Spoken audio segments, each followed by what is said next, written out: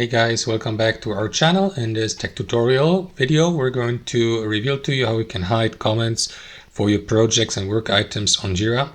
So let us dive right into it. So if you'd like to restrict or hide these comments for your projects, work items and issues, guys, simply follow our instruction. Head over to Jira site. And what you want to do is click into that gear icon in the top right and select System Settings here under Jira System. So let me do that really quickly. After that, you will be redirected to your admin settings. So here, head over to General Configuration on the left.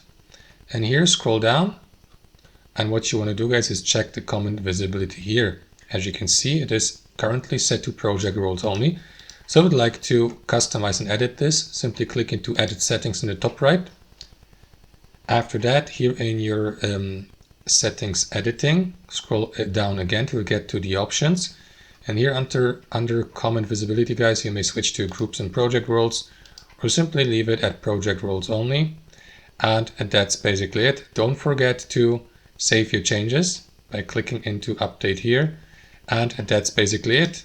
After that, your changes will be saved. And that's basically it, guys. Thanks for watching. Hope you enjoyed this video, got some value from it, and we'll see you next time on our channel.